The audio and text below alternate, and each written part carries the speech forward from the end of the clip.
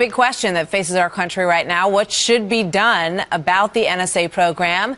Let's bring in former New York City Mayor Rudy Giuliani. Great to have you here, sir. Good morning to you. How are you, Mother? I'm doing just great. So, we know that the president spent the Christmas vacation reading a lot about what's going on in the NSA, and that he proposed some changes, some of which included things like moving the data out of this huge facility that was just built to the tune of millions of dollars, and cutting back on some of the foreign surveillance issues. I mean, what do you think about the reforms as you see them right now? And do you think that, what kind of questions would you have for Eric Holder? I think the Attorney General will have a very difficult time, largely because the president put forward a program that nobody can understand. I mean, I think ultimately he wants the data in private hands rather than in government hands.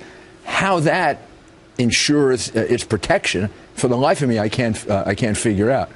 If anything, the government is better protected against hacking. The government is better protected against intrusion, as we found out, than any of these private organizations. So I don't think there's any consistency or logic to what the president wants to do, because somehow I think he wants to preserve the program. And this is to his credit, because I think he realizes that it's a good program, that we need it to keep safe when there are people all around the world trying to come here and kill us, planning to come here and kill us. On the other hand, he wants to satisfy the left wing that wants him to decimate the program, so he puts like fig leaves on it. But I think Holder's going to have a very hard time with this committee, because Senator Leahy has wanted to, I wouldn't say destroy this program, but put so many restrictions on it that a lot of other people think it wouldn't function properly. Let me ask you this. What's a bigger concern of yours? Is it the privacy issues, or is it whether or not these programs are being used effectively, and whether or not they work? Look, we're all a product of our experiences, right? I was in the Justice Department most of my life, more than anything else.